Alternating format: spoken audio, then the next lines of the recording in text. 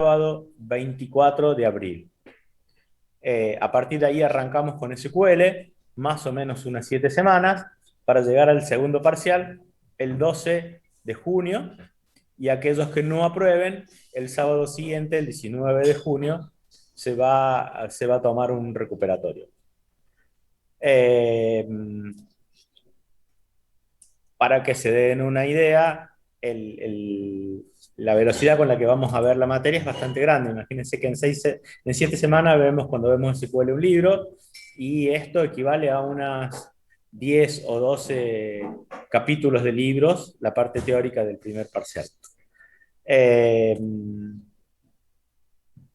la materia tiene aprobación directa. Las condiciones de aprobación directa son dos parciales aprobados con una nota no inferior a 7, es decir, 7 o más, que dé un promedio de 8, es decir, con un 7 y un 9 alcanzarían el promedio.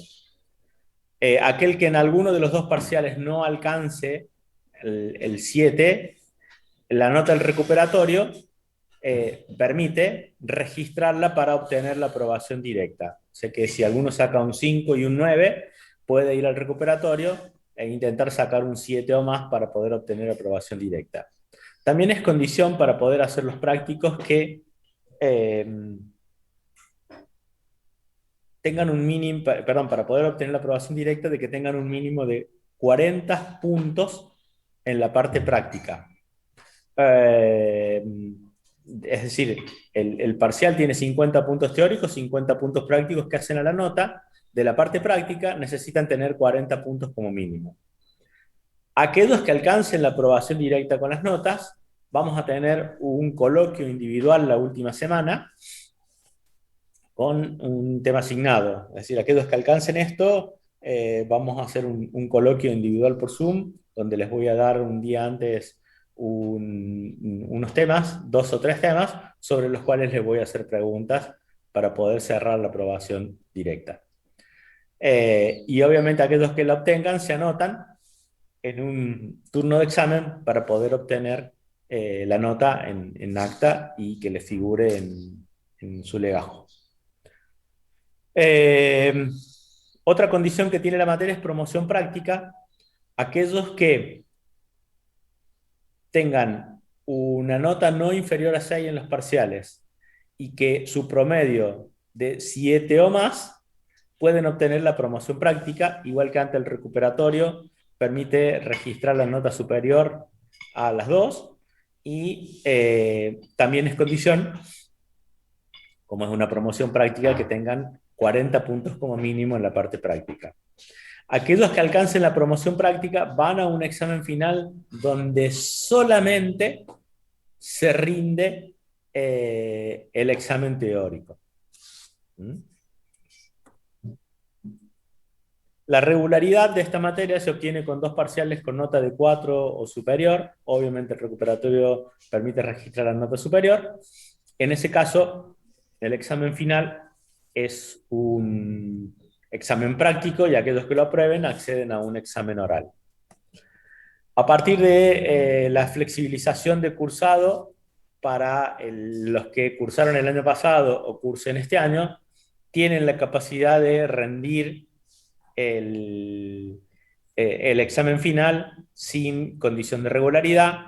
Para poder hacer eso, tienen que aprobar un examen práctico con oral, digamos, un examen práctico de toda la materia, más un examen teórico en el cual tiene que explicar 3 temas que se le asignen para aquellos que lo hagan. Esto es válido para los que cursaron el año pasado y no alcanzaron la regularidad como mínimo, y se acaba de aprobar en el Consejo Superior para los que este año también ocurra lo mismo. La verdad que son muy pocos los que se han presentado hasta ahora. Creo que en gestión de datos hasta más o menos debe haber unos 4 o 5 estudiantes como máximo en todos los turnos de exámenes que se han presentado, ya que es una materia muy larga, y cursándola y obteniendo las condiciones es mucho más fácil de trabajarla. Eh, las escalas de las notas son estas: para obtener un 4, para obtener un 5, un 6. El examen final consta de una parte práctica donde se ve ejercicios de normalización SQL, se hace en forma virtual. Terminado eso, tienen un coloquio de validación de los conocimientos con los jefes de trabajo prácticos.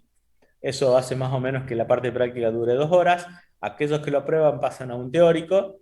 El teórico lo que hacen es, se conectan a un Zoom con un grupo de profesores, se hace un sorteo de temas y se les permite organizar un poco con una capilla lo que van a exponer y tienen que hacer una exposición de los 3 temas que le tocó en el sorteo de temas. Esa es más o menos la forma de trabajo de la materia. Eh, los libros que trabajamos en esta materia los van a encontrar, entiendo que hay muchos que andan circulando. Fundamentos de sistemas de base de datos, ¿sí? Permite sacar muchos elementos para el primer parcial. Es uno de los libros que mejor se adapta. La verdad que hay muchos libros de base de datos. Este es el que tiene bastante claro y bien explicados algunos de los temas. No es el libro completo, son algunas unidades. Entiendo que ustedes ya tienen PDF circulando y generalmente en la fotocopiadora se dejaban. Hay una copia del libro, con lo cual podían sacarle la copia a las unidades que entran dentro de los temas del primer parcial. Para la parte SQL, utilizamos como base este libro que, si bien es un poco viejo, lo que tiene es que es muy claro en lo que explica y habla de un SQL muy estándar.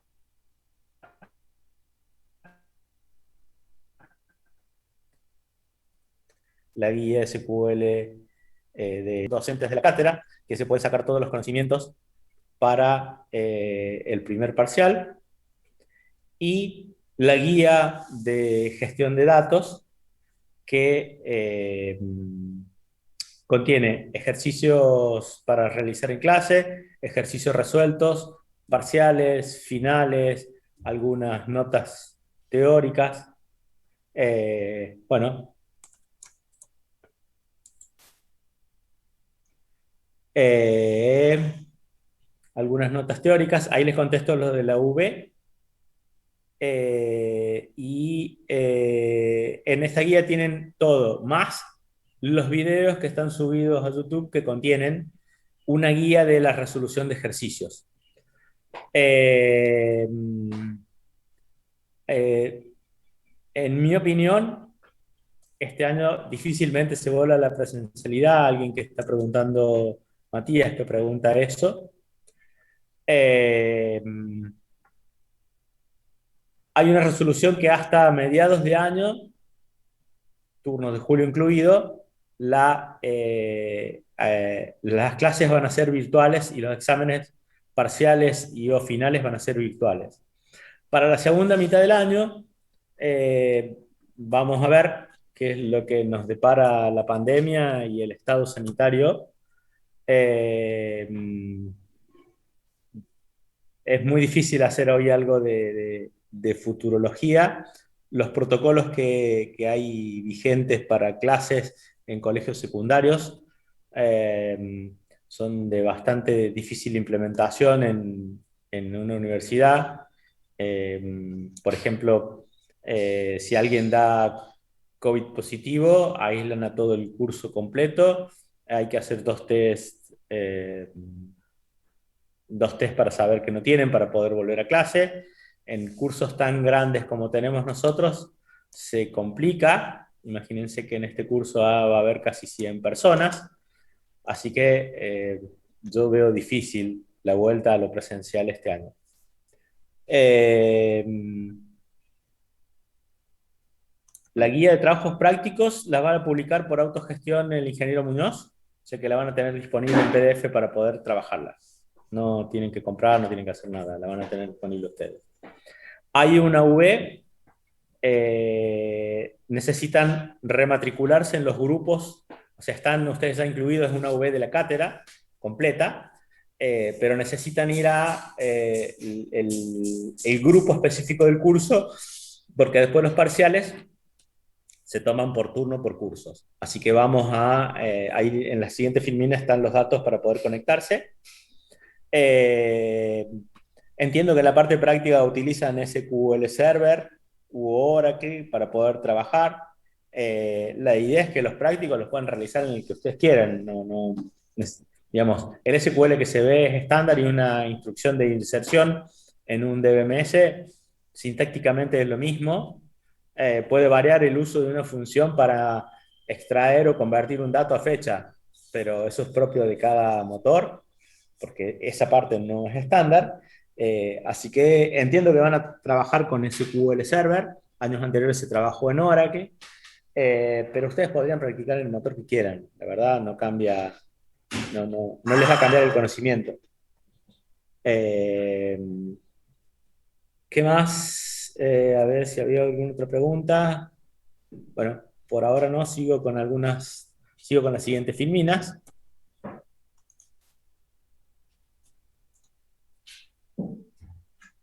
Algunos datos de la materia. La semana antes de cada parcial vamos a hacer un clase de consulta para aquel que lo necesite. Eh, el aula virtual de gestión de datos es 2021 K333-2021 K gestión de base de datos. Nuestro grupo, en el cual ustedes tienen que entrar a su aula virtual y matricularse en el grupo de este curso, el grupo es GDA 3K2 y la clave es GDA 3K2. Tienen que incluirse en ese grupo para que podamos pedirles prácticos o para hacer los parciales dentro del curso que les corresponde. Ese es mi mail. Eh, Ese es el ingeniero Soledad Romero, ese es su mail, y el ingeniero Matías Bueno, ese es su mail. También le estoy poniendo el mail del coordinador de gestión de datos, que es el ingeniero Muñoz, por cualquier necesidad que tengan. Eh, el año pasado con Soledad hicimos un grupo de WhatsApp para que estuviesen un poco más comunicados. Eh, Creería que este año lo vamos a volver a hacer. En realidad lo resuelve ella en la clase que tienen el día jueves. Eh, Conmigo tienen los días lunes, 10:30. Con Soledad tienen los jueves, desde las 8 hasta las 11 de la mañana, entiendo. Eh, Eso es un poco un resumen de la materia y cuestiones que tengan que ver con la parte eh, digamos, académica y en cuanto a notas y temas. ¿Alguna duda hasta acá? No hay ningún problema que tomen el micrófono para hablar si no quieren escribirlo. No, profe, ninguna duda. No sé si me escucha.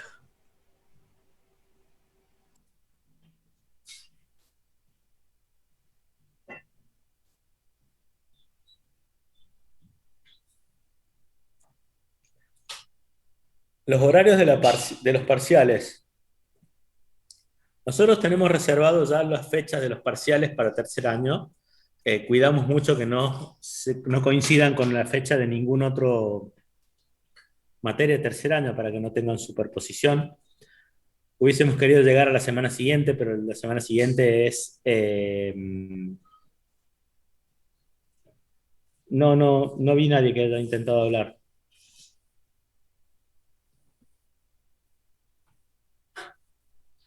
A ver si tengo...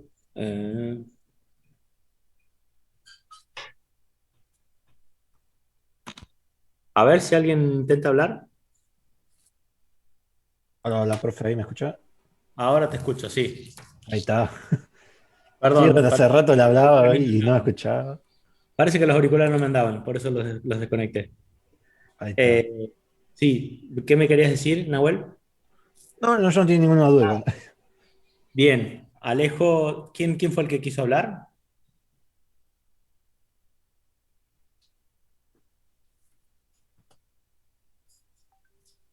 ¿No? Bueno, antes, perfecto.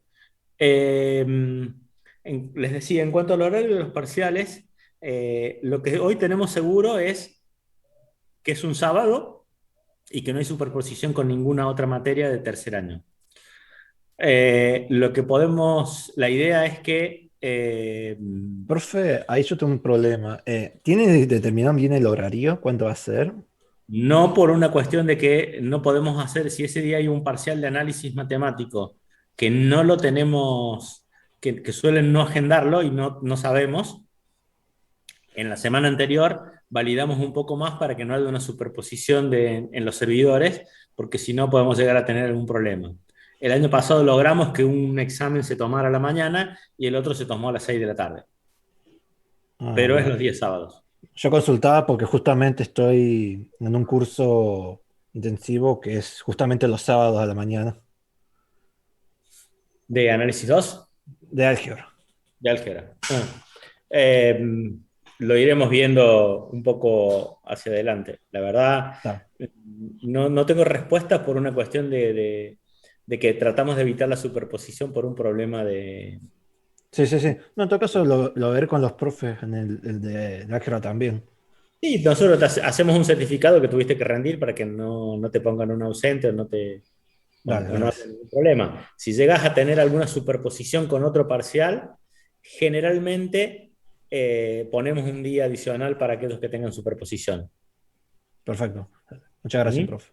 Pero eso es para parcial, ¿no? No superposición de cursado. Nada, cursado nada, eso es súper poco nada.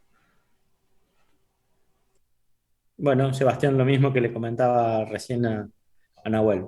¿Alguien más tiene alguna pregunta?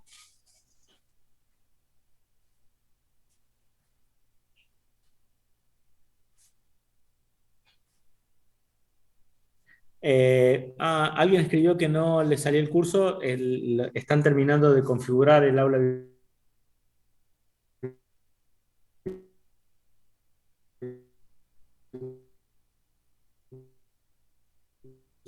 porque como se registralmente en el transcurso de la semana van a estar a cada grupo.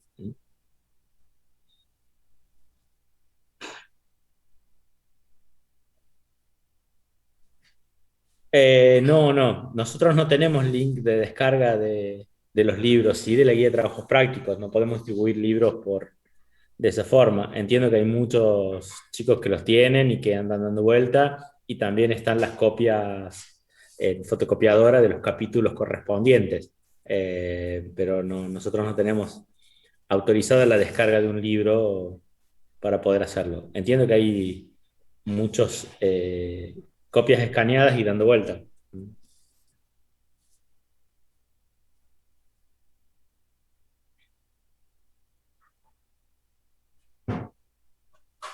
¿Alguna pregunta más?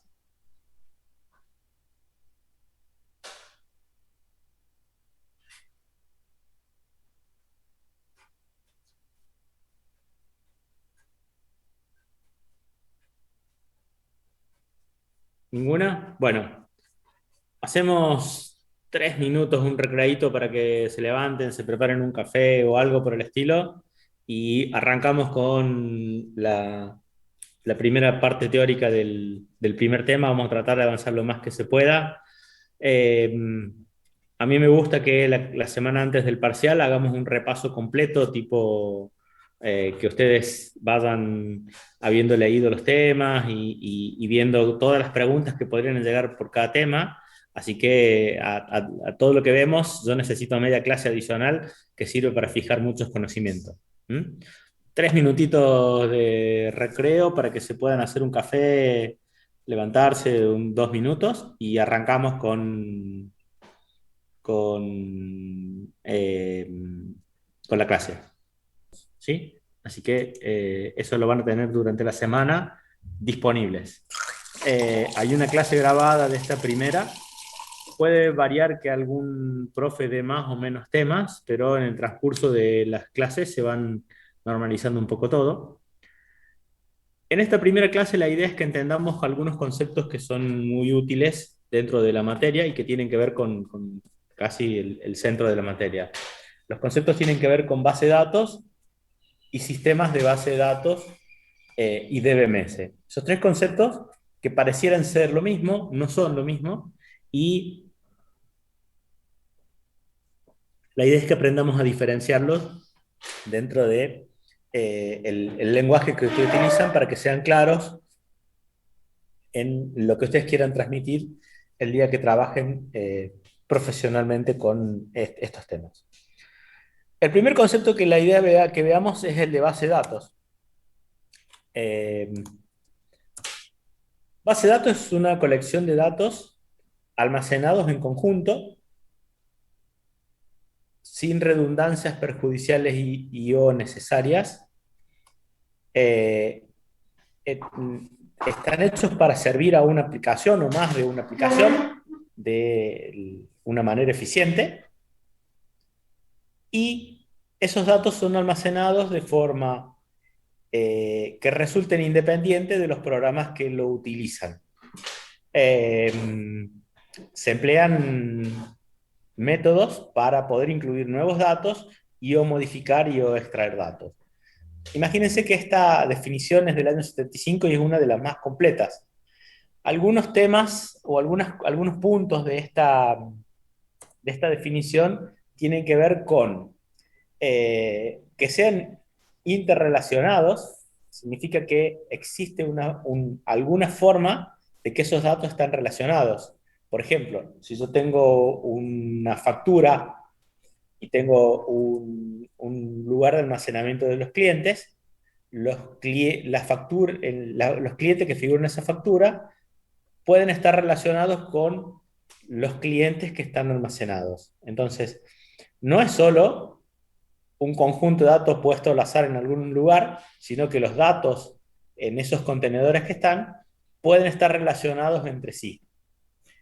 Eh, Sin redundancias, tiene que ver con una cuestión de eficiencia a la hora de almacenar y de actualización. Les voy a dar un ejemplo de lo que ocurría antes. Después vamos a ver una filmina con los sistemas tradicionales de almacenamiento de datos y los datos, para donde vamos a volver seguramente a repasar un poco esto. Pero para que se den una idea, cuando no existían las bases de datos, uno tenía que guardar, por ejemplo, una factura en algún contenedor de información y en la factura almacenaba el nombre del cliente. ¿Por qué? Porque era muy costoso hacer la búsqueda de los datos del cliente cuando uno necesitaba en una factura esos datos. Entonces, para no tener que hacer la búsqueda en un contenedor distinto de esa información, lo que uno hacía es almacenarlo también en la factura. Eso significaba que un cliente que tenía 1000 facturas, 1000 veces repetía el nombre, 1000 veces repetía la dirección, 1000 veces repetía su condición impositiva, 1000 veces repetía su quit. Ello traía aparejado problemas de espacio, traía aparejado problemas de actualización.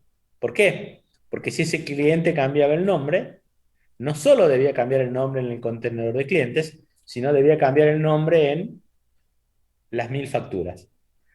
Como hacer eso se hacía a mano, dependía de que el programador, la persona que diseñó la aplicación, se acordara de que cuando cambiaba el nombre del cliente tenía que ir a todas las facturas de ese cliente y cambiarla, tenía que ir a todos los pagos de ese cliente y cambiarla, tenía que ir a todos los remitos de ese cliente y cambiarla, y generalmente se cometían errores, lo que traía un problema de inconsistencia. Entonces se dice que una base de datos es un conjunto de datos sin redundancias que perjudiquen a la aplicación o que sean innecesarias. ¿Y a qué se refiere con innecesarias? Bueno, eh, generalmente se dice que una redundancia, por ejemplo, es guardar un dato de una factura, guardar el monto total de una factura, ya que yo en realidad lo puedo obtener. Multiplico cantidad por precio de todos los ítems de la factura, le sumo los impuestos y obtengo el total. Y la verdad sí, se puede calcular. Ahora yo les pregunto esto, ¿es lo mismo calcular el total de una factura de un concesionario de autos a el monto total facturado por, no sé, el Carrefour en el día de hoy?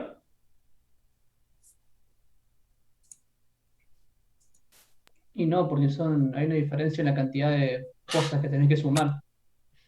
y puede ser que haya vendido 1 millón de productos y sumarlo en el servidor le puede causar mucho tiempo.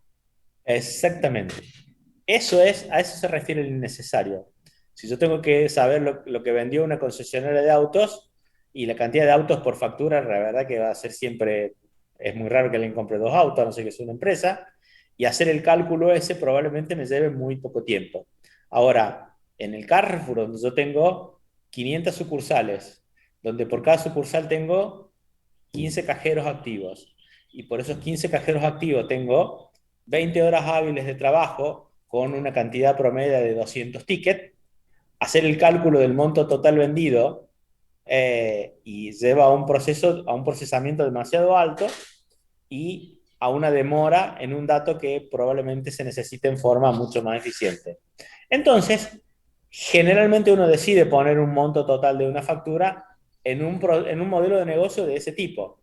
Eso sería una redundancia, pero la verdad es que no es innecesaria, es una redundancia necesaria. Lo que uno debería tener en claro es que uno sabe que puso ese valor y que si llega a haber alguna variación en ese valor, en algún ítem, tiene que variar ese total. Generalmente uno después cuando está diseñando esto, yo me fui a un extremo en un ejemplo, ese es un dato calculable que no cambia. Si no cambia, no hay ningún problema generalmente en ponerlo. Si el dato calculable probablemente puede cambiar, bueno, en realidad podemos llegar a tener al que correr algún proceso que haga alguna reactualización. Pero a eso se refiere con redundancia. Y la idea es que ustedes decidan qué redundancias son necesarias en un modelo de datos. Lamentablemente, en el curso les vamos a pedir que sus modelos no tengan redundancia, porque uno tiene que aprender a trabajar sin eso. Y que sepan discernir en un futuro cuando se necesita hacer una redundancia para poder incluirla por una cuestión de eficiencia. ¿Sí? A eso se refiere con redundancias en las bases de datos. Eh, Puede servir a una aplicación o más. Y a partir de la explosión de las aplicaciones, hoy antes una base de datos estaba disponible en un determinado lenguaje y para una determinada aplicación. Hoy tenemos múltiples aplicaciones accediendo al mismo conjunto de datos, aplicaciones web, aplicaciones mobile, aplicaciones de data warehouse. Tenemos muchos tipos de aplicaciones interaccionando y accediendo a los datos. Lo cual hace que yo tenga que diseñar esos datos en forma independiente a los programas que los usan. No diseñar algo específico para el programa, porque si hago algo de eso, genera una dependencia que me genera un problema para las demás aplicaciones que hoy están intentando acceder a ese mismo conjunto de datos. Y que tenemos algunos métodos bien determinados para poder acceder a esa información o extraerla y o modificarla. Eso se refiere a SQL en general. Bueno, ese es un concepto de base de datos.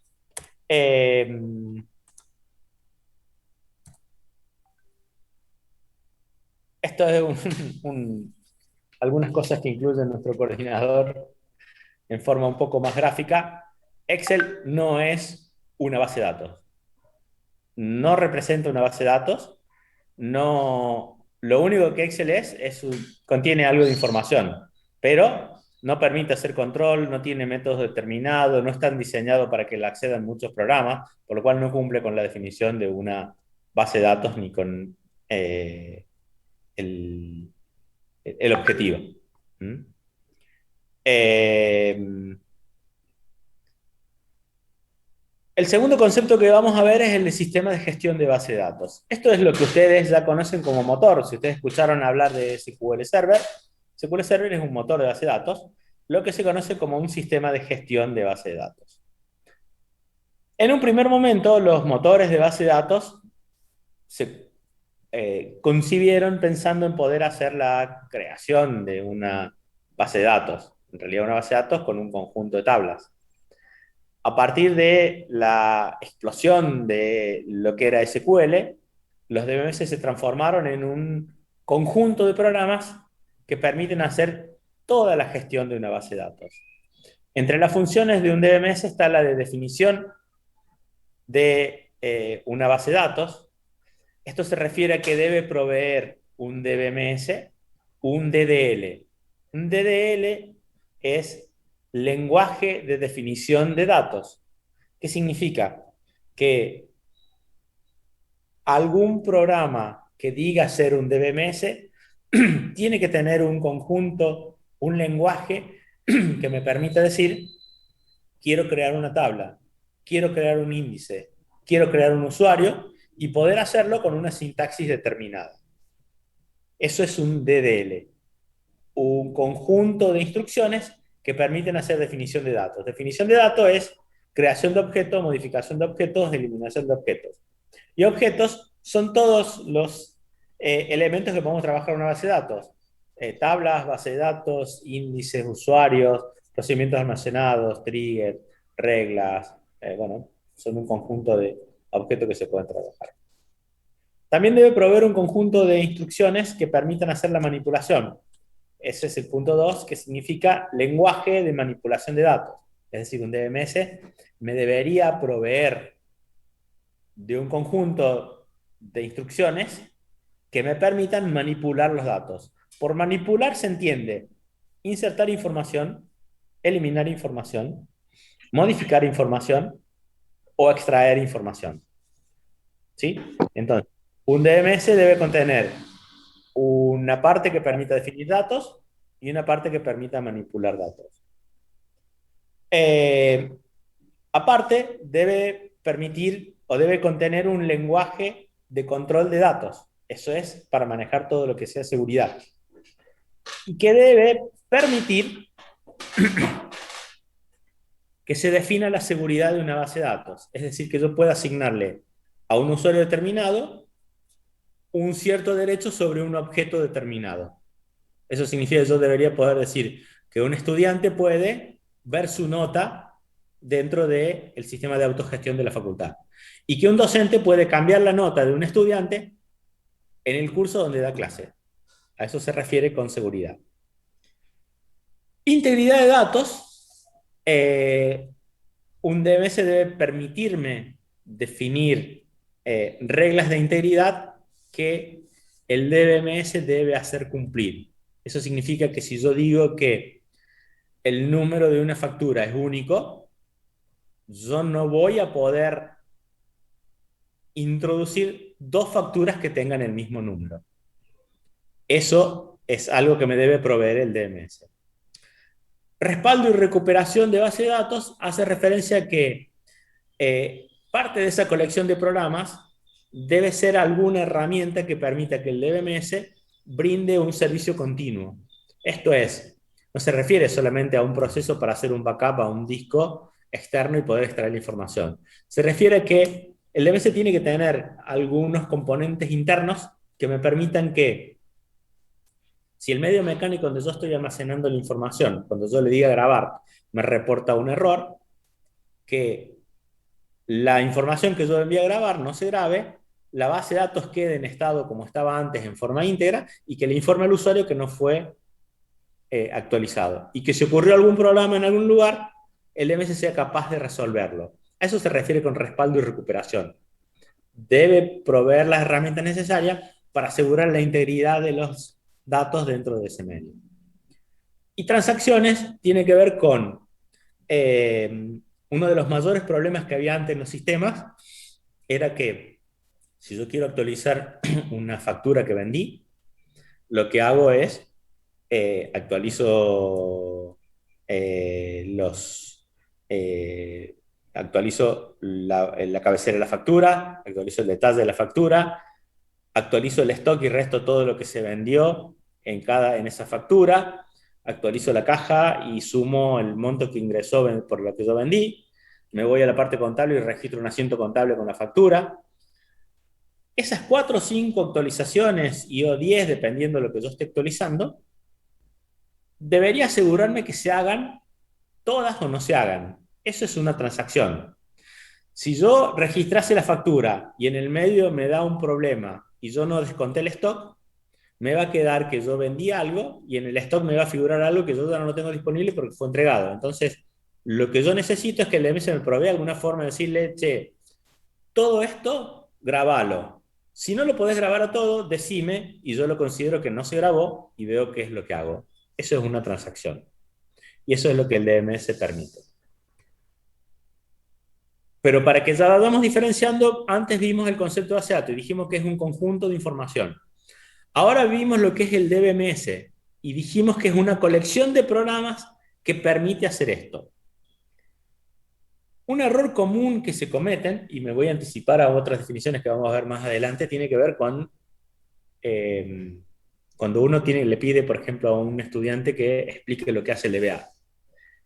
Y el estudiante lo primero que hace es decir, controla la seguridad. El DBA no controla la seguridad. ¿Por qué? Porque para controlar la seguridad debería pararse en el servidor y ante cada transacción de cada sentencia que algún usuario envíe de algún sistema, decir si es válido o no es válido. Eso es controlar. No. El DBA lo que hace es definir la seguridad. El DMS me provee un lenguaje de control con el cual yo digo, el usuario Sergio puede grabar las notas en el curso 3K2 de la materia gestión de datos.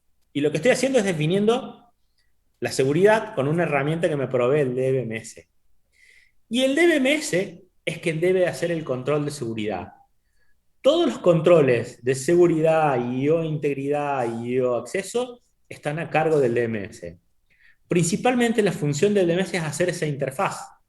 En los sistemas anteriores, cuando no existían las bases de datos, el DMS no existía, por lo cual los programas accedían automáticamente a los datos y eso generaba los problemas de integridad que hoy existen.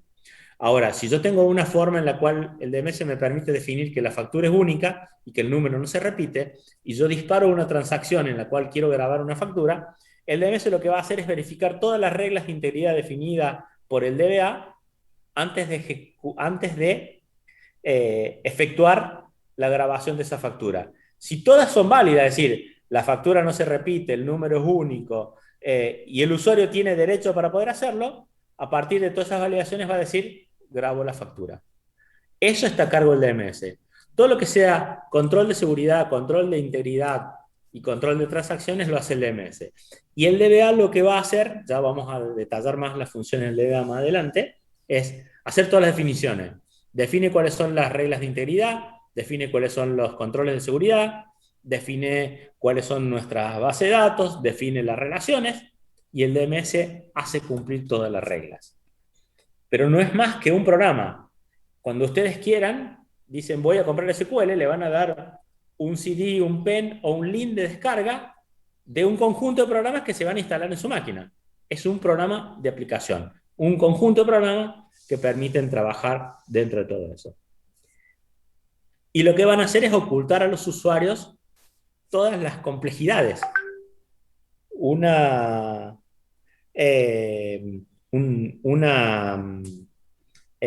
digamos, una facilidad que tienen las bases, los DBMS es ocultar todas las complejidades.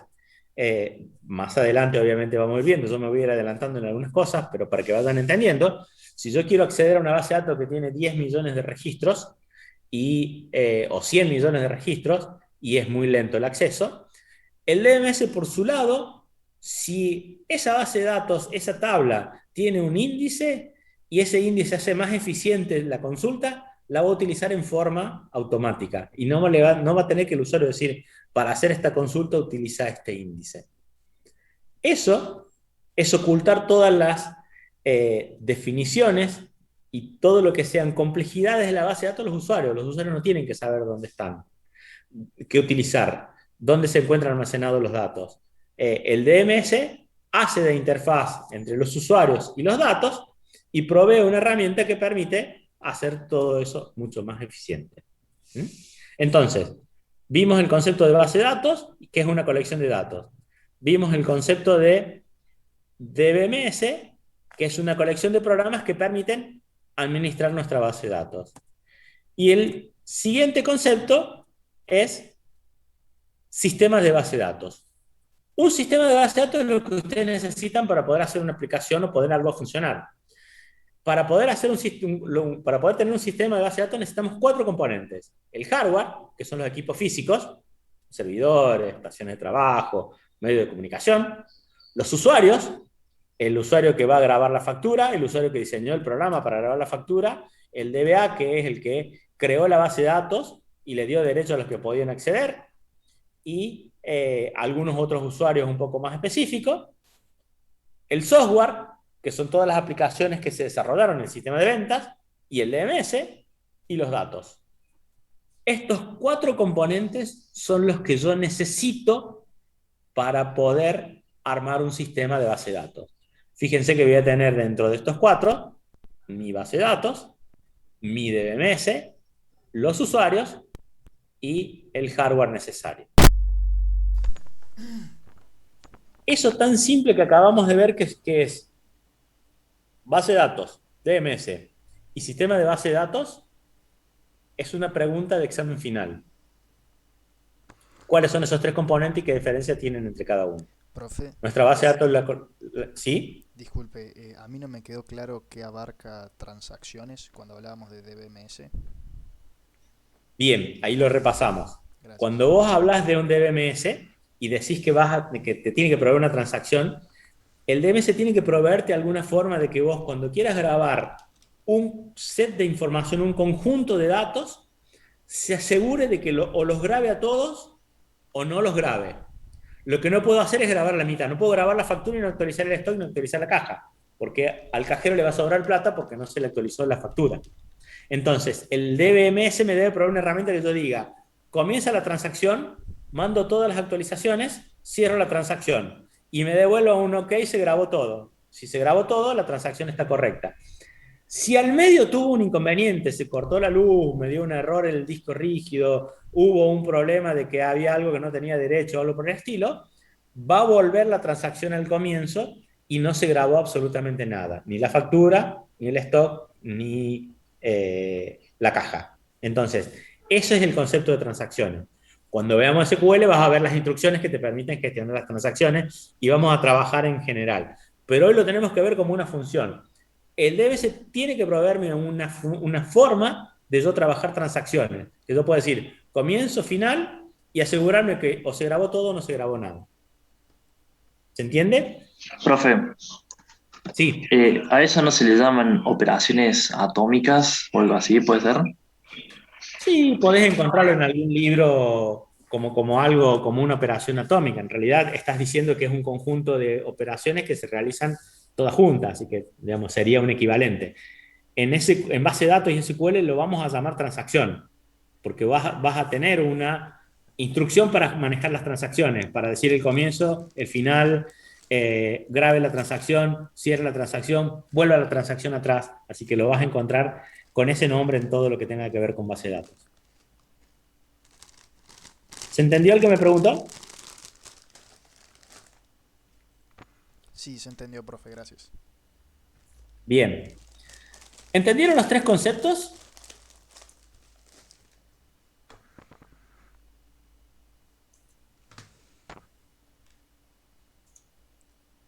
Sí, profe. Bien. Redondeando esto, les voy a dar algo que figura y que también es por ahí pregunta para un parcial o un examen. En algún momento pueden pedir hacer una comparación entre los sistemas tradicionales de ficheros y los sistemas de base de datos. Y estamos hablando un poco de historia y qué ocurría antes de que existieran las bases de datos. Los sistemas tradicionales, cuando no había una base de datos, estamos hablando de 30 años atrás y cuando empezaron 30, 40 años atrás y cuando empezó la informática y se empezó a guardar información, los sistemas tradicionales de ficheros estaban orientados a procesos. Eso significa que yo guardaba los datos de manera que el proceso que los fuera a utilizar sea eficiente. Entonces, si yo necesitaba consultar la factura con el nombre del cliente, guardaba en la factura el nombre del cliente, porque el sistema está orientado al proceso. En las bases de datos, yo oriento el sistema a la eficiencia de datos. Por eso el nombre del cliente no lo guardo en la factura, lo guardo en una tabla relacionada y hago una relación al momento de extraerlo, porque yo no orienté al proceso que tenía que extraer la información, el dato, sino orienté hacia la eficiencia de los datos, hacia resolver problemas de integridad, de redundancia y de espacio, no hacia el proceso por el cual tenía que trabajar. Los sistemas tradicionales ficheros adolecían de esos problemas. Sus sistemas estaban orientados a procesos, eran archivos que estaban específicos para una aplicación, eh, y si alguien modificaba un dato, tenía que modificar todas las aplicaciones que accedían a los datos. Eh, Tenía alta redundancia de datos. Generalmente había inconsistencias porque se producían muchos problemas y muchos errores a la hora de programar la aplicación, porque como toda la integridad dependía de que el que realizaba una actualización se acordara de que en todos los lugares donde tenía que realizar esa actualización por la redundancia que tenía, llevaba una inconsistencia, una pérdida de espacio físico, una dependencia física y lógica de los datos, que es, uno dependía de cómo estaban almacenados los datos y dependía de cómo estaban relacionados los datos. Eso hacía que esos sistemas sean ineficientes, obviamente que fue lo que apareció en su momento a nivel tecnológico cuando apareció la informática. A partir de un momento que empezaron a aparecer las bases de datos y que explotó su uso y que empezaron a aparecer comités que normalizaban el uso de bases de datos y SQL, y que ya lo vamos a ver cuando veamos SQL, aparecieron las bases de datos. Las bases de datos son sistemas que están orientados a los datos, no los diseño para una aplicación, permiten disminuir la redundancia, la puedo poner a cero o puedo aceptar un cierto nivel de redundancia que yo decida que es eficiente para este modelo, con los riesgos que lleva el tener una redundancia y saber las actualizaciones que uno necesita. Permite evitar la inconsistencia, porque ya no depende de que, digamos, en un sistema tradicional, si uno decía, los clientes se van a clasificar por un código. Entonces yo decía que los clientes no podía haber dos clientes con el mismo código, porque si no, no sabía una factura a qué cliente pertenecía. El control de que un cliente no se grabara con un nombre de un cliente que ya existía, dependía de la programación de un programador, que tenía que, en un programa de aplicación, cuando alguien introducía un código de cliente, hacer una búsqueda en la tabla de cliente, hacer una pregunta, y a partir de la respuesta a esa pregunta decir, ¿lo grabo o no lo grabo? Si el programador cometía un error, iba a tener una inconsistencia, porque iba a tener dos clientes grabados con el mismo nombre. En un sistema de base de datos, y teniendo un DMS, yo lo que hago es defino una regla. Digo, en la tabla de clientes tiene un campo que es clave primaria, que es un atributo único, que no se repite y que no nulo, lo van a ver en la definición cuando vean la normalización. Defino que el campo código es clave primaria. A partir de ese momento, cualquier actualización que yo quiera realizar en esa tabla de clientes, el DMS se va a encargar de controlar esa regla y no va a aceptar ninguna actualización que provoque una inconsistencia, es decir, que tenga dos clientes con el mismo nombre, un cliente que tenga una clave que sea nula, etc. El DMS es el que se va a encargar, por lo cual me permite evitar la inconsistencia.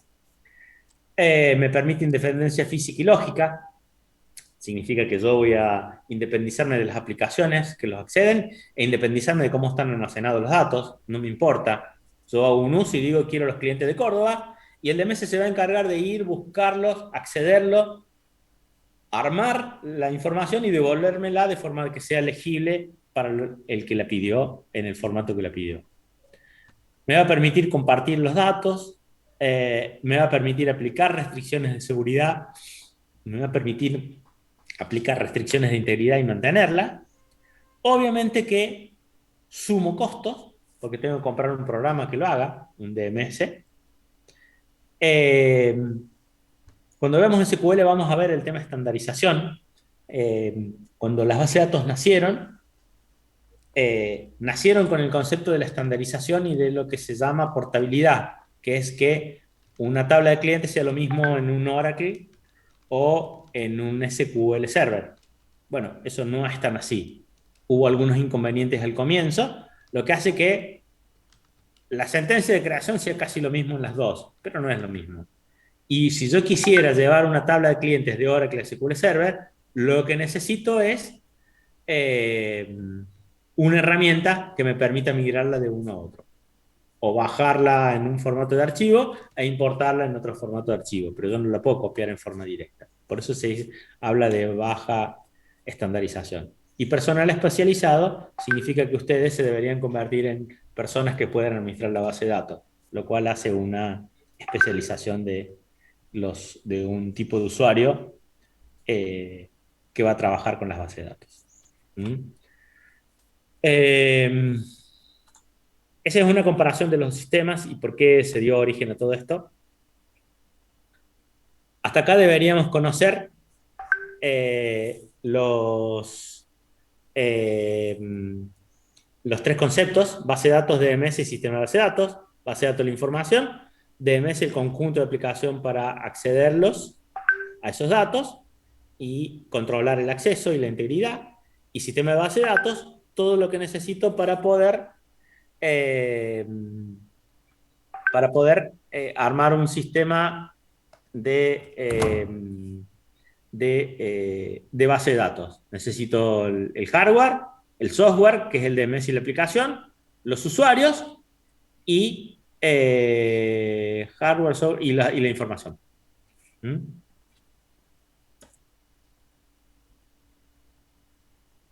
Este sería un esquema que sirve para explicar un poco qué es el DBMS. Para que se den una idea, estamos este sería el esquema que permite graficar un poco todo lo que es la interacción. En un nivel más alto tenemos los usuarios. Usuario es toda la persona que accede a los datos. Dentro de los usuarios vamos a tener un usuario que entra a un sistema de ventas y que entra a un programa que alguien le diseñó y que en un lugar pone un código de cliente, en un lugar pone una fecha, agrega un artículo, le pone una cantidad, le pone un precio, le dice grabar, y a partir de ese momento dispara una actualización en nuestra base de datos. Ese es un usuario final, es un usuario ingenuo, que lo único que hace es interaccionar con la base de datos con una aplicación que le permite solamente acceder a ciertas determinadas cosas. También tenemos usuarios que son programadores de aplicaciones, que es el que le hizo el sistema para que esa persona pueda grabar una factura. También tenemos usuarios que son administradores de base de datos, que es quien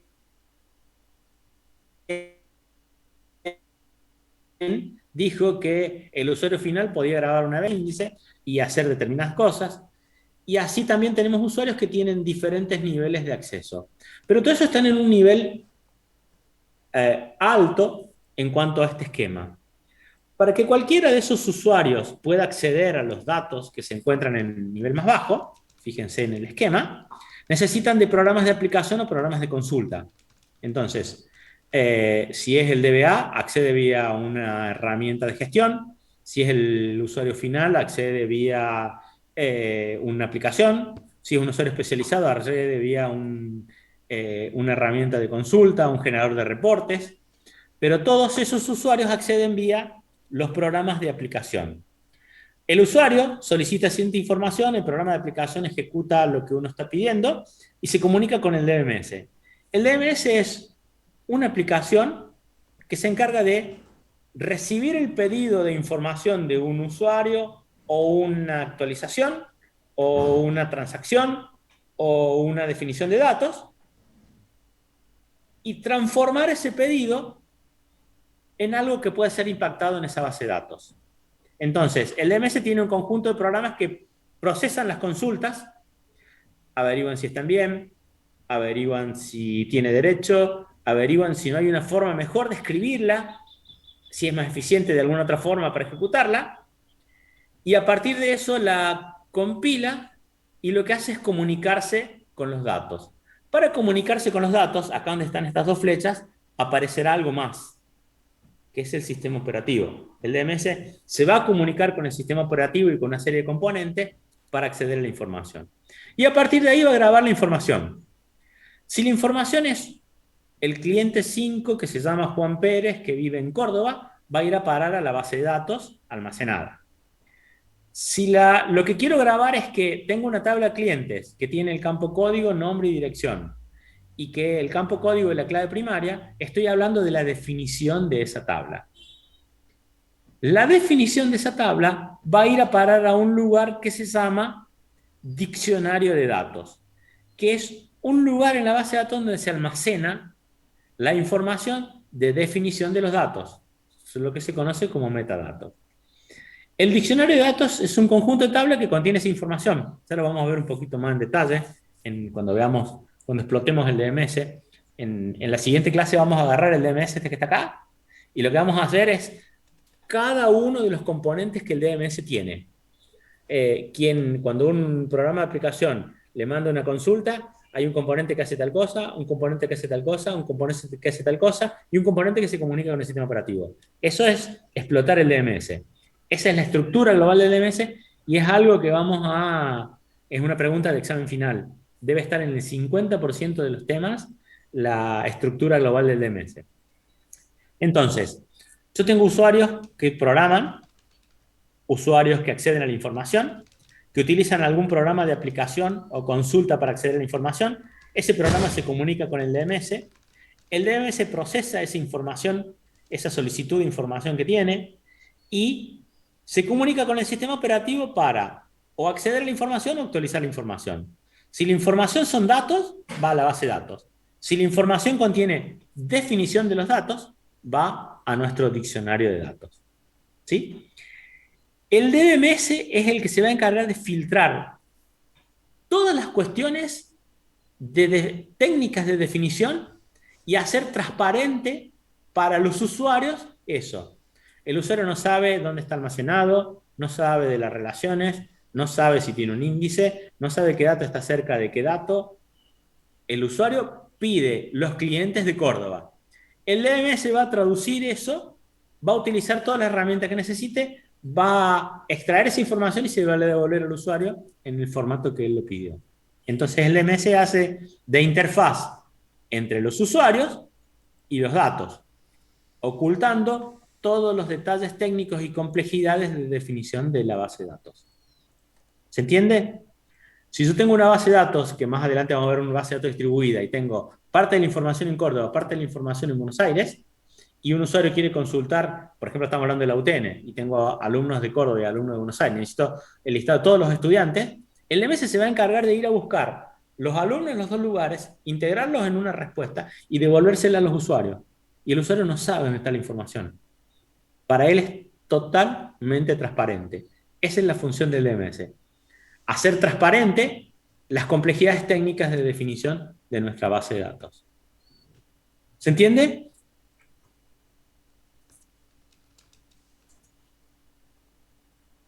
Sí, profe. Sé que por ahí vamos un poco rápido, pero vamos a profundizar mucho de estos conceptos. O sea, necesito dárselo y después vamos a explotar el DMS y vamos a ver con qué componentes del sistema operativo se comunican y después vamos a ver cómo es una tabla donde guardo una tabla, donde guardo un dato. O sea, vamos a explotar cada una de estas cosas y lo que estamos viendo es un poco como forma genérica todo eso.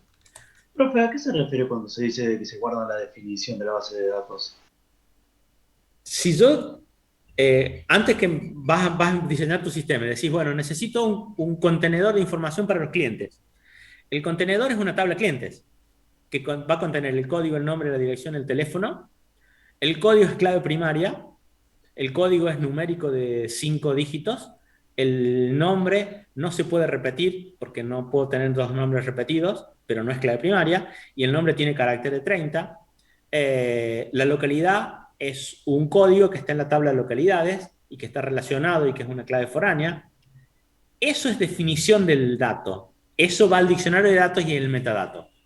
Cuando vos digas quiero grabar el cliente 5, que es Juan Pérez, eso es un dato. Para grabarlo necesitas que cumpla con la definición de datos, que el usuario tenga derechos y a partir de ahí lo vas a poder grabar en la base de datos almacenada. Muchísimas gracias, profe. Si por ejemplo vos definís que la tabla cliente tiene un índice, eso es una definición de datos. Estás definiendo que para acceder a la información del cliente vas a utilizar ese índice. Eso es un metadato. ¿Se entiende? Sí, profe. Toda definición que involucre a la definición de datos va a ir a parar al diccionario. Cuando vos definís que un usuario tiene seguridad, es decir, que un usuario puede acceder a determinado objeto con estos accesos, estás definiendo un metadato. Cuando vos definís que una tabla tiene una clave primaria, estás definiendo un metadato. Cuando vos definís que un campo es de determinado formato, es numérico de 5, o es entero, o es char, estás definiendo un metadato. Cuando vos definís que existe la tabla clientes en este modelo de datos, en este proceso de negocio, estás definiendo un metadato. Toda esa definición va a ir a parar a nuestro diccionario de datos. ¿Quién es el usuario que va a hacer actualizaciones en nuestro diccionario de datos? ¿Qué les parece? Programador. No, el DBA. Puede ser el DBS, el El DBMS. DBA. DBA se llama. El DBMS es la herramienta por la cual vos actualizás la información en tu diccionario de datos. El DBA es administrador de base de datos. Ya vamos a ver en detalle las funciones. El admin, como le llama Angelo, en base de datos se llama DBA. El DBA es el que hace las actualizaciones. O cualquier usuario al que yo le dé derecho de hacerlo. ¿Se entiende? Si yo a un usuario digo que puede crear tablas, lo va a poder hacer. Sí. Profe, ¿por qué no aparece el DBA entonces en este cuadrito de acá que estoy viendo En los ahora? siguientes vas a verlo explotado. Vas a ver todos los usuarios arriba con cada una de las interacciones con el DMS. Por ahora es genérico y la idea es que entiendan la interacción que hace el DMS con todo, pero ya vamos a ver explotado y funciones de cada uno. Y con qué modulito del DMS se comunica cada uno.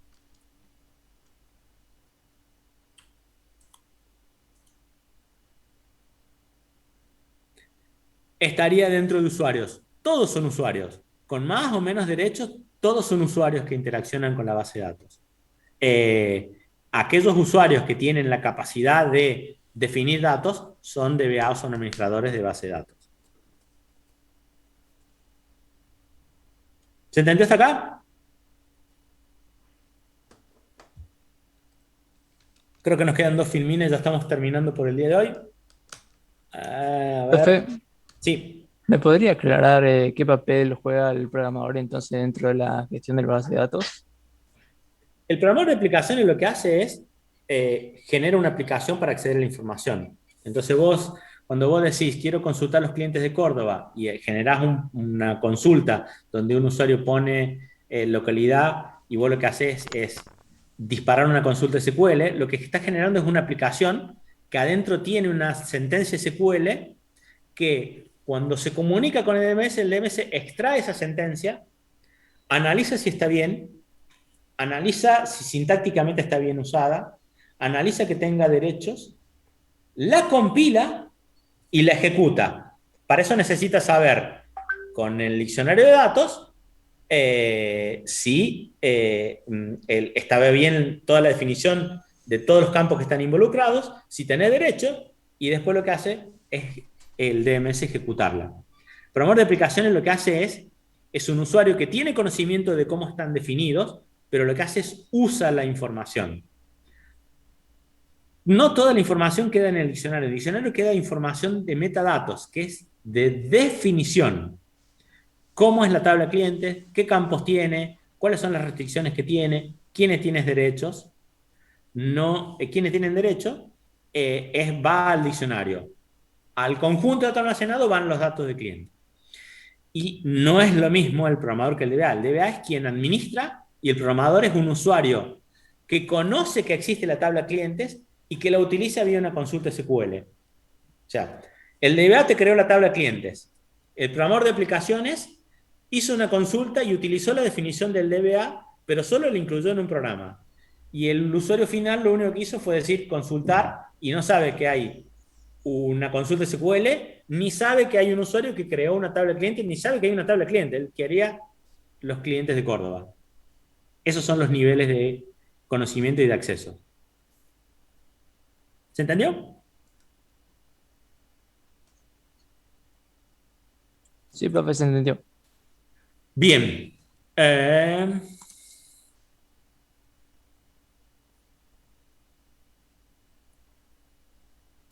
bueno, vamos a ver un poquito más usuarios, aunque después lo repasemos cuando veamos la estructura global, como para analizar un poco. En un proceso de trabajo en una base de datos, perdón, en un sistema, que ustedes lo llaman para generar un sistema de ventas en una organización determinada, lo que van a tener es alguien que hace un análisis del sistema. Y lo que dice es, bueno, necesito grabar una factura, necesito poder grabar clientes. A partir de ahí, dentro de ese conjunto de personas debería haber alguien que diseñe la base de datos. El que diseña es un usuario de nuestra base de datos que lo que hace es identificar que tengo que tener una tabla de clientes y que estos serían los datos, y que tengo que tener una tabla de facturas y que estos serían los datos. A partir de eso, de esa definición, se la debería pasar a un DBA.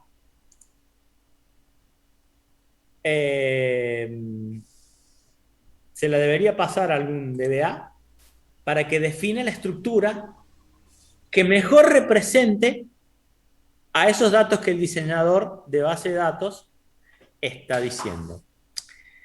En general, hay organizaciones donde esto se confunde.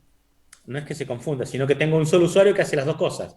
Diseña la base de datos y hace DBA y define estructura.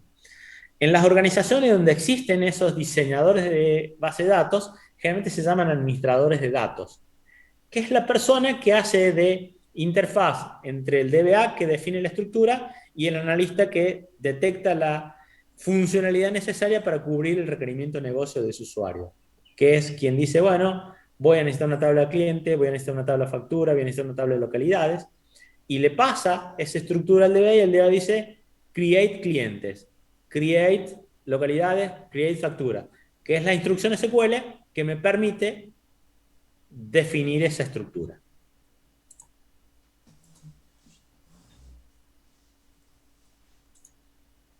El DBA no solo define la estructura física, es decir, dice que tengo la tabla de clientes y dice dónde voy a guardar esa tabla de clientes. Uno de los temas que vamos a centrar mucho, una parte importante en esta primera parte, es cómo hacer eficiente el acceso a la información. Cuando yo antes tenía que trabajar con datos y tenía que guardar los datos de una ferretería, y a lo mejor generaba 150 ventas al día. Si yo estoy trabajando en el Carrefour y tengo 50.000 facturas por día, 100.000 facturas por día, cada vez que yo quiera acceder a la información, el disco rígido es uno solo, donde guardo la información, probablemente. Y a lo mejor yo tengo 100 usuarios accediendo a esa información en ese momento. Cada vez que un usuario acceda a esa información, lo que va a hacer es que, si estos son todos los discos de mi disco rígido, y tengo un cabezal de lectura que debe moverse y buscar esa información, produce un movimiento para obtener esa información. Si ese acceso a esa información, los 100 usuarios lo piden al mismo tiempo, lo que voy a hacer es acceder a esa información y mover el cabezal de lectura. Y el cabezal de lectura va a hacer esto, se va a mover de un lado a otro por cada requerimiento de cada usuario. Es más, si el mismo usuario me pidió la factura 1 y la factura 2, tengo que buscar la factura 1, levantar la memoria, buscar la factura 2, levantar la memoria. ¿Qué sería eficiente si quiero guardar la información? ¿Qué les parece?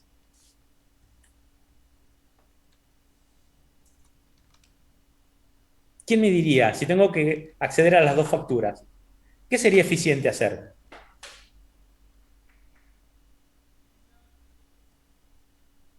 ¿A alguien se le ocurre algo?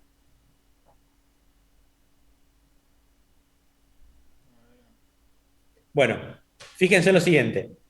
Si por ahí no alcanzo a leer todos los chats. Si la factura 1 y la factura 2 se encuentran en forma contigua, es decir, grabadas físicamente en el mismo lugar. Y existe un 70, 80, 90% de probabilidades de que cuando un usuario pide la factura 1, pide la factura 2, si yo grabo las dos facturas juntas, el cabezal de lectura-grabación no se mueve para hacer las dos lecturas. Con lo cual estoy bajando un movimiento de la base de datos, un movimiento un movimiento de el medio mecánico para obtener la información. Es más, si mi tamaño de bloque que yo llevo a memoria me permite llevar 5 registros de memoria del mismo momento, el que me pidió la factura y la factura 1 y la factura 2 ya la tiene en memoria y ni siquiera tengo que buscarlo y mover el cabezal de lectura. Entonces, donde yo físicamente grabe la información, influye mucho en el rendimiento de mi base de datos. Imagínense hoy, les voy a dar un ejemplo que me voy a ir al extremo. Cada vez que ustedes hacen un llamado con un celular, la empresa de telefonía lo que hace es validar que ustedes puedan hacer el llamado. Para validar que ustedes puedan hacer el llamado, necesita consultar quién está llamando, si el número es válido dentro de esa empresa, el tipo de plan que tiene, si tiene que cobrarle la llamada o no tiene que cobrarle la llamada, si tiene saldo o no tiene saldo, o si es un cobro contra factura. Imagínense hoy en una empresa como Telecom, donde puede tener 10 millones de usuarios, de los cuales puede haber 3.000 que hagan una llamada al mismo momento, son 3.000 usuarios que hacen que mi cabezal de lectura-grabación donde se encuentra la información se mueva en ese momento. Y tengo que darle respuesta a esos 3.000 en ese momento, porque si no genera que el usuario tenga muchas esperas. Entonces, necesito que sea eficiente cómo almaceno la información. El DBA va a hacer eso, decir qué dato va al lado de qué dato para que sea eficiente el acceso. Eso es definir estructura física y forma de acceso. El DBA va a definir perfiles, va a definir la seguridad, va a definir y implementar la integridad, es decir, va a decir que tal tabla tiene un campo que no se repite, que tal tabla tiene un campo que solamente puede contener este valor, que tal tabla debe contener este dato que tiene que tener valor, no puede ser nulo, que tal tabla tiene un atributo que es clave primaria, que tal tabla tiene este atributo que se relaciona con esta tabla. Todas esas son funciones del DBA. Pero recuerden lo que les dije antes. El DBA lo que hace es definir. No controla.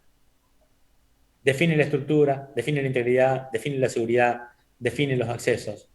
No controla. Si yo dijera que el DBA controla, le estaría diciendo que parado en un servidor está con una tecla diciendo esto es válido, esto no es válido, esto es válido, esto no es válido. El que controla es el DMS. El que define es el DBA.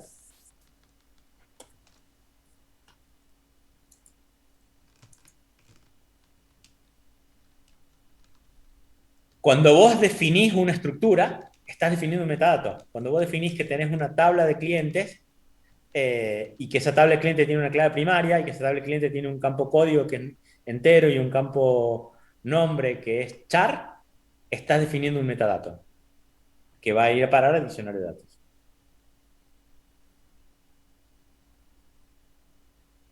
Define todos los métodos de respaldo y recuperación de forma tal de que sean automáticos y que la información esté disponible. Bueno, esas son todas funciones que va a cumplir nuestro DBA dentro del sistema.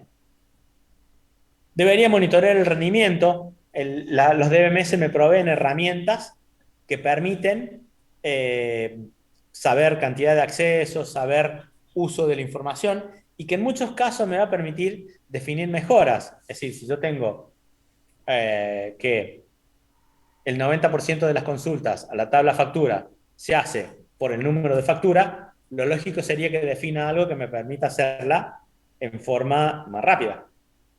Eso es definir un índice. Bueno, debería monitorear el rendimiento y después definir una estructura que me permita hacer eso más eficiente. Eso es un índice, es un método de acceso. Es responsabilidad del DBA hacer el monitoreo del rendimiento. Después tengo los programadores de aplicaciones. los programadores de aplicaciones lo que hacen es definir una aplicación para acceder a la información. La información, el DBA me definió la estructura, me definió las relaciones, me definió las restricciones, un analista de sistema me definió el proceso y la funcionalidad que necesito, y el programador de aplicaciones lo que va a hacer es escribir un programa de aplicación que adentro va a tener sentencia SQL que va a acceder a esos metadatos que definió el DBA y a los datos que los usuarios fueron grabando para trabajar con esa información.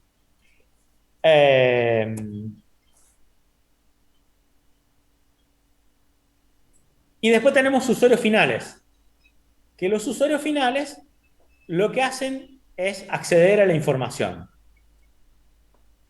El acceso puede ser en diferentes formatos. Hay muchos libros que van a encontrar que tienen distintos nombres. Usuario casual, usuario ingenuo, usuario ocasional. La verdad, todo aquel que acceda a la información es un usuario final. Y los tengo en distintos niveles.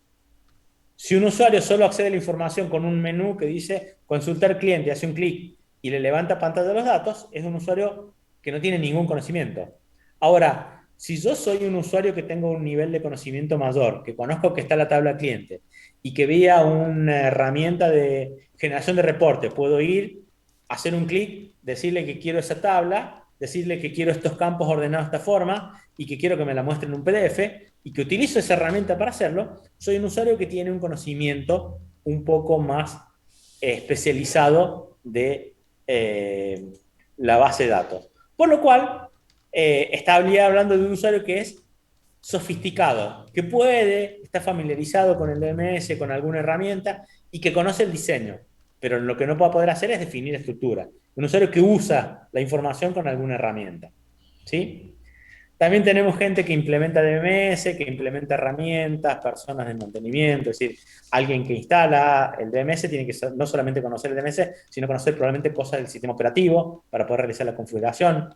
Después tengo herramientas como generadores de reporte, herramientas para migración de datos, herramientas para compartir información. Bueno, esos son todos usuarios que van a interaccionar con la base de datos. Importante que conozcan las funciones del DBA. Usuario de un sistema de base de datos es una pregunta de parcial y o de final. Obviamente que en un parcial lo que le voy a preguntar es si un DBA puede hacer esto o no puede hacer esto. Esa sería una pregunta de un parcial. En un final le voy a preguntar desarrollo de los usuarios de un sistema de base de datos. Y deberían poder explicar un poco todo lo que acabamos de ver. Los analistas, los administradores de datos, los DBA, los programadores de aplicaciones y los usuarios finales, más o menos con este formato. Con las variaciones que acabamos de ver, que los usuarios finales en distintas bibliografías pueden tener distintos nombres y o distintos formatos. Lo importante es que puedan explicar un poco todo esto. Los DBA, programadores de aplicaciones, usuarios finales, tanto sean ingenuos como sofisticados, van a aparecer en nuestro esquema de base de datos, estructura global de nuestro DMS que vamos a ver la clase que viene.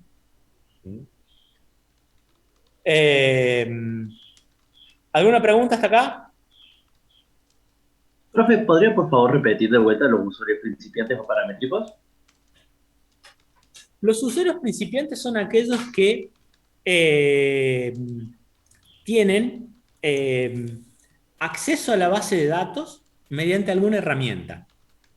Dependiendo del nivel de conocimiento que tenga su usuario final, es el uso que va a hacer de la información.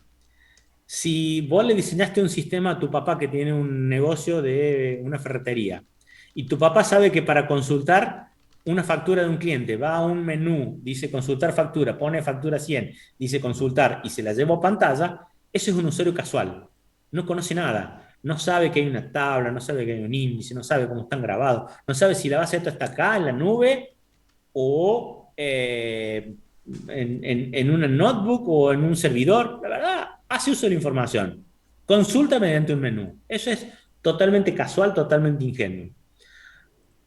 A medida que va creciendo el conocimiento que ese usuario tiene, es decir, que el usuario sabe que hay una tabla de facturas y quiere obtener cierta información sin usar el sistema y utiliza un generador de reportes, estás hablando de un usuario sofisticado IO especializado, como lo llaman algunos, que lo que hacen es interaccionar con los datos vía alguna herramienta del DMS o alguna herramienta de consulta, pero necesita conocimiento de la estructura de datos. No los puede cambiar.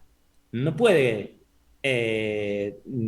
definirte que el nombre del cliente va a tener 30, va a tener 35. Lo que puede hacer es consultarlo vía la herramienta y probablemente importarlo a un Excel, generarlo en un reporte con un PDF o hacer algo por el estilo. ¿Se entiende? Sí, profe. Bien, cuando hablamos de estructuras, alguien me pregunta la diferencia entre elegir estructuras y definir estructuras. El DBA lo que va a hacer en algún momento, el diseñador de datos le dice, bueno, tenés que grabar la tabla clientes. Perfecto. El DBA lo que hace es crear la tabla cliente. Entonces va a ir a SQL y va a escribir una instrucción que dice create database clientes, y lo que va a hacer es definir con una sintaxis los campos que tiene esa tabla, los atributos que tiene, el tipo de atributos y todas las restricciones que tiene esa tabla. Eso es definir la estructura. Cuando vos digas que la tabla clientes se relaciona con la tabla facturas vía el campo código cliente, estás definiendo la relación entre esas tablas. Cuando vos definís que querés que los clientes se graben físicamente ordenados por número y que al lado del 1 esté el 2, que al lado del 2 esté el 3 y que al lado del 3 esté el 4, estás definiendo la forma de almacenamiento. Y cuando vos definas que la tabla de clientes tiene un índice, le estás definiendo una forma de acceso a esa tabla. Eso hace el DBA. Define la estructura, define la forma en la que lo almacenás, define el método de acceso, define las relaciones entre las tablas, define las restricciones. Eso es toda la función del DBA. ¿Se entiende, Maximiliano?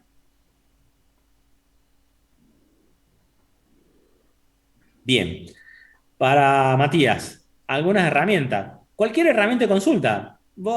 Hay versiones de Excel que te permiten extraer de una base de datos la información. Con eso la estás consultando. Hay generadores de reportes que proveen los mismos DMS o generadores de reportes externos que te permiten consultar la información, obviamente teniendo un usuario y el derecho de ese usuario para poder accederlo. Esas son todas herramientas de consulta. Obviamente dependen mucho de los DMS para poder accederlo. Hay algunos que son genéricos, que te permiten cualquiera, que vos le decís quiero conectarme a esta base de datos con este usuario, y lo que va a hacer es permitirte a acceder a los derechos que tenga ese usuario, o algunas que te proveen las mismas herramientas. El mismo SQL Server trae un generador de reportes que te permite utilizarlo para hacer consultas.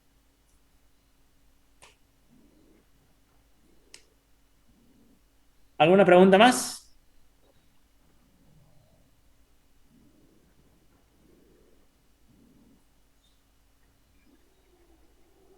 Sí, Gabriel. Programador de aplicación. ¿Cómo se relaciona? El programador de aplicación, ya vamos a ver las relaciones un poco más cuando veamos la estructura global del DMS. Cuando veamos la estructura global van a ver el programador de aplicaciones y van a ver con un conjunto de componentes del DMS que se relacionan. El programador de aplicación escribe mediante un lenguaje un programa. Ese programa el DMS tiene que extraerle la consulta SQL, compilarla para después poder ejecutarla. Son todas funciones que vamos a ver en la siguiente clase en la estructura global del DMS. Pero su interacción es con un lenguaje de aplicación con el cual crea una aplicación que después el DMS tiene que comunicarse con esa aplicación.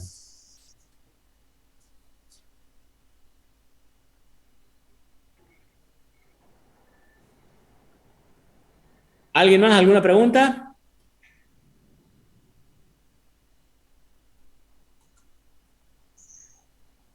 ¿No?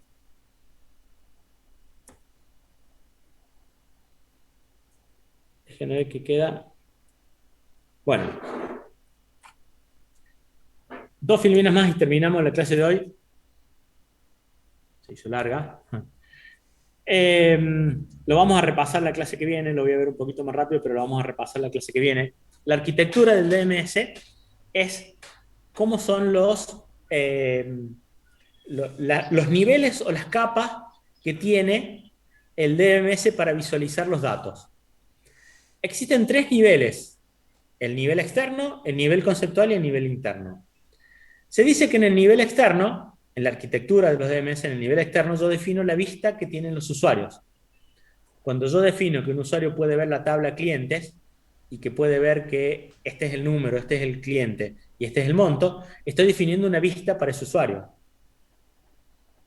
En un nivel más bajo está el nivel conceptual, que es un nivel intermedio. En ese nivel uno define el esquema conceptual. ¿Qué es el esquema conceptual?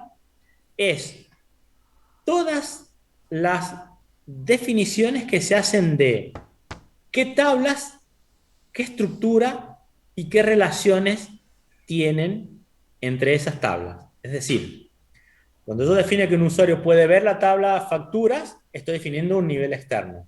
Cuando yo defino que un sistema tiene la tabla clientes, que tiene el atributo código y nombre, y que el atributo código es clave primaria, y que el atributo código se relaciona con la tabla facturas, estoy definiendo el esquema conceptual. En un nivel más abajo se encuentra el nivel interno. El nivel interno permite definir el esquema interno. En el esquema interno yo defino cómo almaceno la información y cómo la accedo.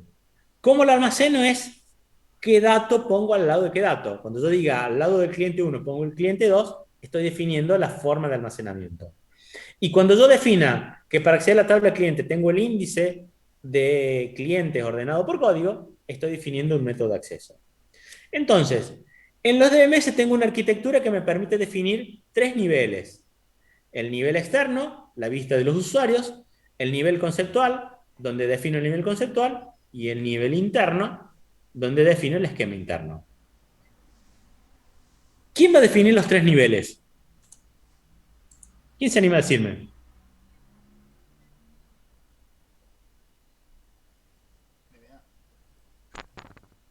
El DBA. Perfecto. Y la definición del esquema conceptual y el esquema interno, ¿dónde va a ir a parar?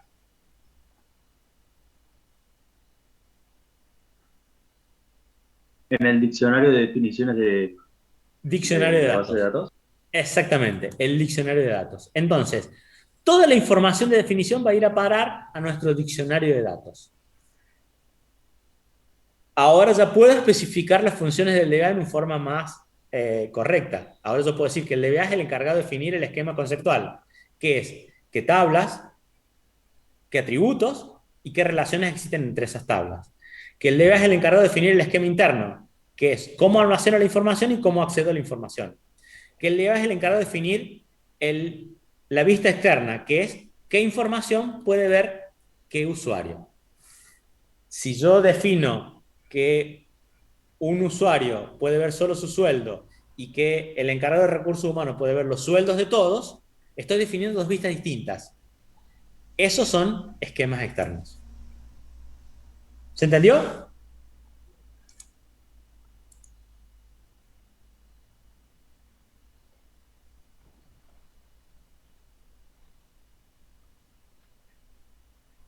Bien. Pregunta de parciales, ¿qué es un esquema conceptual? ¿Qué es un esquema interno? ¿Quién define un esquema conceptual?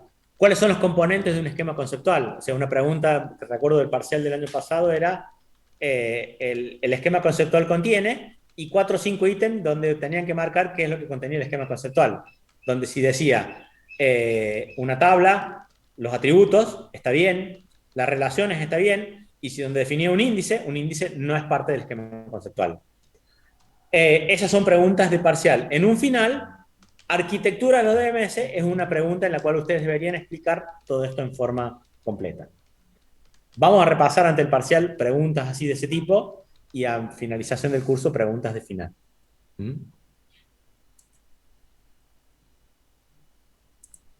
Bien, y ahora sí creo que llegamos a la última filmina, si no me equivoco.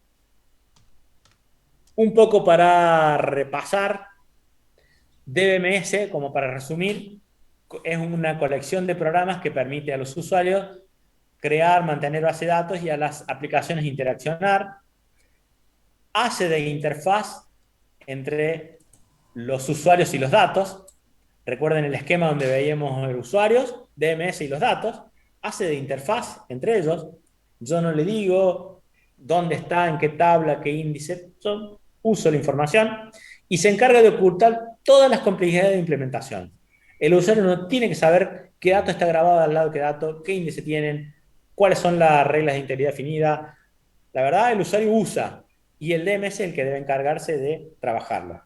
Funciones del DMS: controlar la integridad, hacer cumplir las reglas controlar la seguridad, hacer cumplir las reglas de integridad, permitir que muchos usuarios accedan al mismo tiempo, permitir definirle diferentes vistas de la base de datos a diferentes usuarios, almacenar la información en forma eficaz, es decir, permitirle al que el DBA defina una forma eficaz de almacenar los datos, proveer herramientas que me permitan importar datos de otros archivos, reordenar la base de datos para optimizarla. Si veo que la cantidad de accesos ya no es por el número de legajo de alumnos, sino la facultad donde se encuentran, y dentro de la facultad por número, debería permitirme reordenar la estructura para decirle que esta es una forma eficiente de almacenar los datos. Porque yo cuando quiero un cliente de Córdoba, cuando quiero un alumno de Córdoba, voy a querer al lado de un alumno de Córdoba, no uno de Buenos Aires. Entonces, me debe permitir reordenar mi base de datos de forma tal de optimizar los accesos. Y obviamente mantener un acceso y permitir un monitoreo de la base de datos. Esto un poco resume todo lo que hemos visto. Pero siempre recuerden un error que suelen cometer. El DMS es quien hace cumplir las reglas, controlar, que cada vez que yo le disparo una instrucción verifica si está bien escrita, verifica si tiene derechos, verifica si no viola ninguna regla de integridad, verifica que deja la base de datos en forma consistente. Y el DBA, el DBMS hace eso, y el DBA lo que hace es definir seguridad, definir integridad, definir estructura, definir esquemas. El DBA es quien define lo que el DMS después debe hacer cumplir.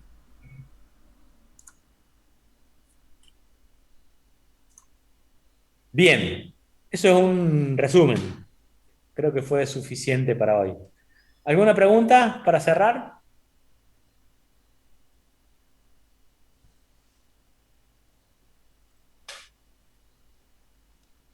No, de 10:30 a 12:30, 1, dependiendo un poco de los temas. No, nunca vamos a ir a las 14.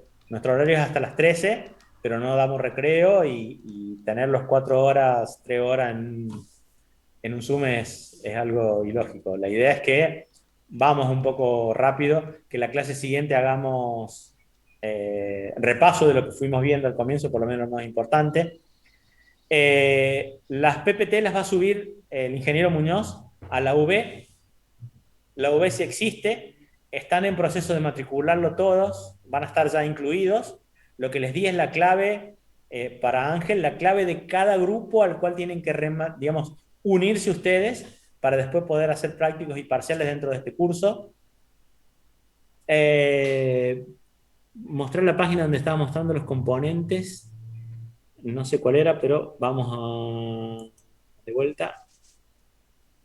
Esperen que la corra de vuelta la presentación.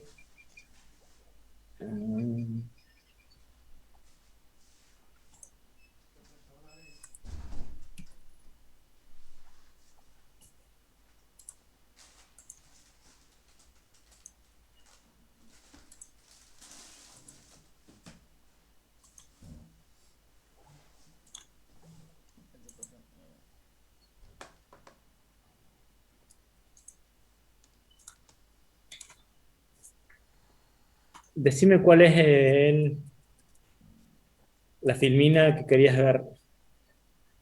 ¿La última? No veo quién me escribió. Ahí, profe, en esta, en la anterior.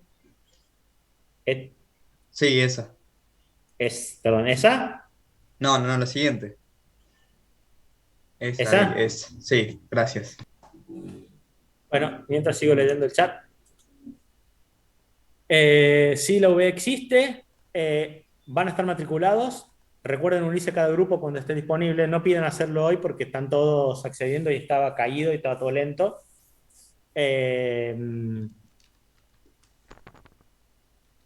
Las presentaciones las va a subir el coordinador de cátedra, son iguales para todos. Van a estar en la UV o por autogestión. Siempre en la semana, van a estar disponibles las de la semana. Fundamentos de base de datos es el libro donde contiene esto. Esto que vimos acá está más o menos en 3 capítulos para que se den una idea de lo que hemos alcanzado a ver hoy. Sí, no me acuerdo si es la unidad 1, Decia, pero Luca, pero entiendo que sí. Digamos, cualquier cosa vamos viendo si quieren después contra alguien que tenga el índice y les voy diciendo lo que está, pero es bastante claro digamos, por los títulos lo que está y en qué capítulos puede estar.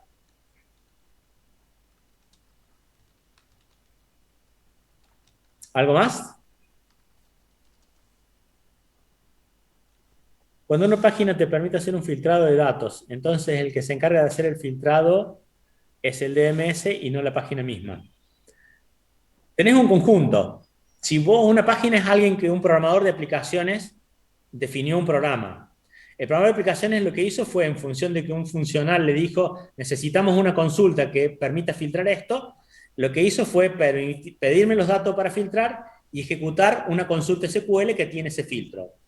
El DMS toma esa consulta, verifica que la hayas escrito bien, que todas las tablas que nombraste estén bien nombradas, que existan, que todos los atributos pertenezcan a esas tablas, que el usuario tenga acceso a ver la información y con eso ejecuta la consulta, extrae la información y se la devuelve a la página o al usuario que lo solicitó.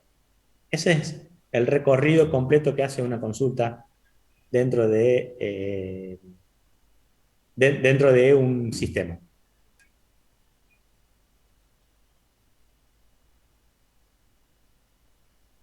Profe, ¿qué es lo que evita que Excel sea una base de datos? ¿La finalidad que se hizo al construir Excel o le falta Y algún vos, requerimiento? Excel te permite que pongas 2 filas, si vos tuvieses, por ejemplo, en una de las hojas, los clientes, y tenés el cliente 1, 2 y el 3, y vas a poner una nueva fila donde tenés que vas a poner otro cliente, y querés poner el cliente 3 de vuelta. ¿Excel te controla que puedas tener 2 clientes 3 o no? Creo que hay una forma de corroboración de datos, pero algo así específico no. No es algo específicamente de Excel, y ya estás hablando en forma a nivel de programación, algo más complejo, pero no es algo nativo. No te provee herramientas de control de acceso. No te provee herramientas para que vos digas, che, a este Excel ese usuario lo ve, este usuario lo modifica. No te provee una forma de hacerlo en forma rápida. Si tenés 50.000 filas, que las puedas acceder en forma rápida y ordenada de esta forma. Tenés que ir a hacer un cambio para poder hacerlo. Entonces, no está orientado a la eficiencia de los datos. ¿Sí? Entonces, por eso no es un motor de base de datos. No es un DMS. Ok, perfecto.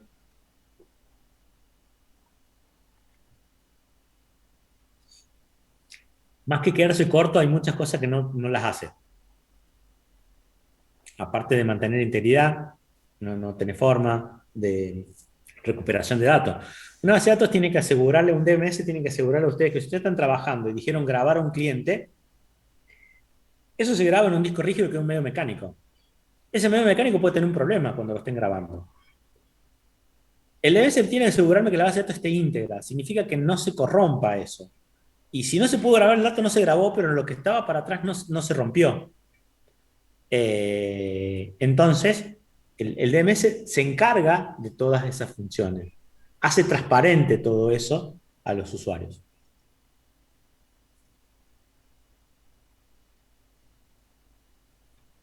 ¿Alguna otra pregunta? Para la próxima clase, si Dios permite, estaríamos ya todos matriculados, solamente habría que matricularse el curso. A la comisión. Exactamente, con lo cual van a tener todos acceso a lo que publique ya todo el mundo.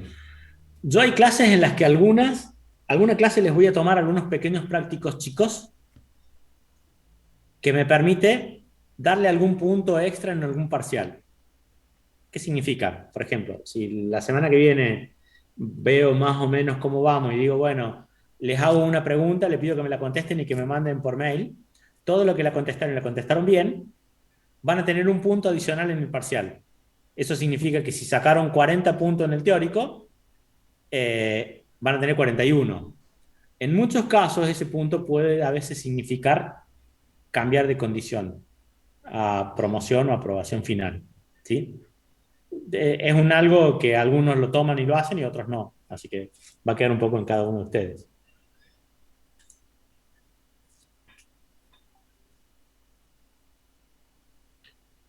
Generalmente lo estaba mandando así, voy a ver si genero algo recurrente para que sea siempre el mismo, pero de todas formas yo siempre el día anterior o ese día a primera hora les mando el link por mensaje de autogestión, para el que no lo tenga en ese momento. Y si tenemos algún grupo de WhatsApp, también lo mando por WhatsApp.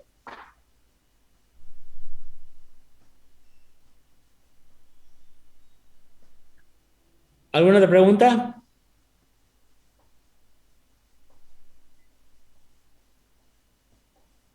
Una consulta, profe. Sí.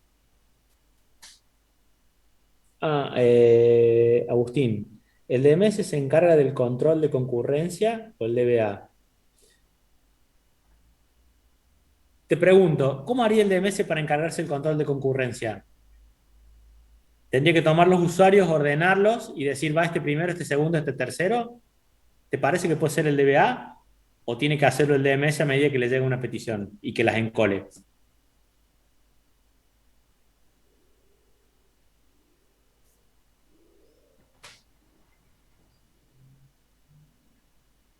Entonces sería el DMS. Si vos querés darle una función al DBA de que haga eso, el DBA tendría que ponerse en algún lugar y tomar las peticiones y ordenarle y decir ejecuto esta o ejecuto esta otra. Entonces, no tiene forma. Imaginen en la globalización de sistemas que hoy tenemos, en un sistema, bueno, nosotros en el centro de desarrollo que yo dirijo de la universidad hicimos el sistema de estacionamiento medido, y a veces hay 300 usuarios accediendo al mismo tiempo a algo.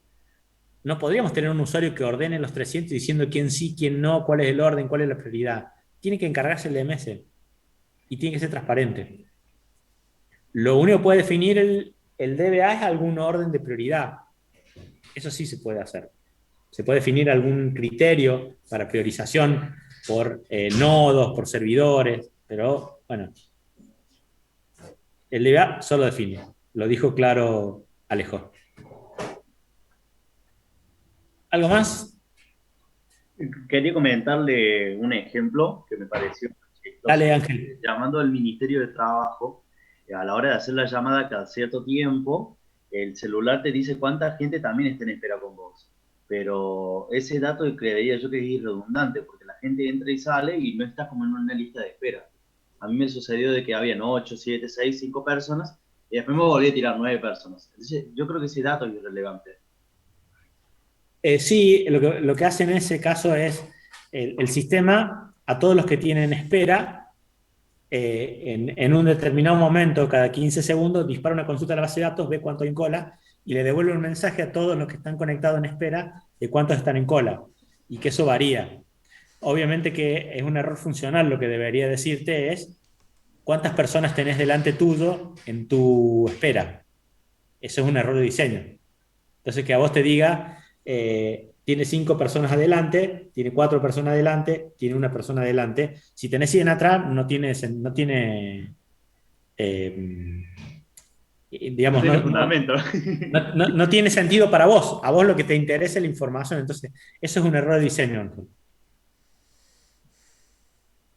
Gracias, profe.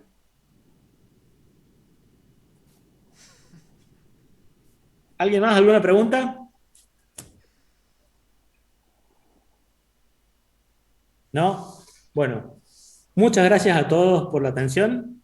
Espero que hayamos tenido una buena clase y se entienda.